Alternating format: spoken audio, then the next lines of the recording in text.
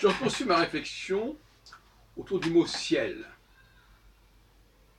Parce que, finalement, ce mot-là cristallise tout un champ épistémologique que l'on appelle généralement l'ésotérisme. Mais moi, il me semble, en ce qui me concerne en tout cas, que c'est un mot qui résume, qui recouvre un très grand nombre d'activités et de terrains qui m'intéressent. Le ciel, c'est l'astronomie.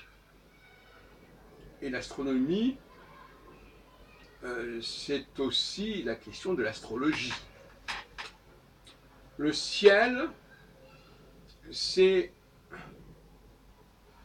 ça renvoie à Dieu, quelque part, à la création. On dit mon Père qui est aux cieux chez les chrétiens. Le ciel, c'est aussi le cosmos, les mondes, d'autres mondes habités qui pourraient éventuellement être en interaction avec nous, ou qui auraient pu l'être dans un passé très ancien. Et puis le ciel, c'est aussi l'astral, c'est-à-dire ce qui se passe après la mort, comme on dit, Bouquet, il est monté au ciel. C'est la mort, c'est l'au-delà. Voilà toute cette galaxie de notions qui renvoient, qui se connectent avec l'idée du ciel. Himmel en allemand, heaven en anglais, Shamaim en hébreu, etc. Et il me semble qu'on pourrait parler d'une sorte de science qui englobe tous ces domaines, parce que le mot ésotérisme, c'est un mot qui ne veut rien dire. L'ésotérisme, ça veut dire ce qui est caché. Ça ne désigne pas un objet particulier. Alors, est-ce qu'on pourrait parler d'uranologie? Puisque Uranos, c'est le nom grec du mot ciel, mais bien entendu, ça prête à confusion, parce que on pense à uranographie, qui est la description des objets célestes, leur localisation dans l'espace. Mais néanmoins, je pense qu'on pourrait parler d'une uranologie. Être uranologue serait quelqu'un qui s'intéresserait à cet ensemble de sujets qui se connectent pour des raisons diverses d'ailleurs avec le mot ciel.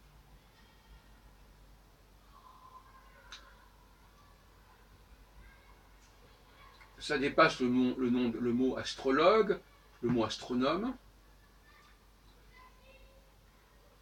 Et il y a certainement un champ global à appréhender ici, en tout cas à investiguer. Ce n'est pas par hasard que chaque fois on converge vers ce mot ciel, quelle que soit la langue que l'on utilise. C'est ce qui est en haut, c'est ce qui est au-delà. Et puis c'est aussi tout simplement la cyclologie, c'est aussi la compréhension que le ciel marque notre temps, c'est le problème du temps, de la durée, de la période. Ça aussi, ça fait partie de l'uranologie, bien entendu. Alors on pourrait parler d'une anthropologie uranologique. Parce que même le mot religion ne veut rien dire. Religion, c'est comme ésotérisme, c'est un mot qui veut dire on se relie à quelque chose. Le mot religion ne comporte pas le mot ciel. Donc, sous le terme d'uranologie, on engloberait l'astrologie, l'astronomie,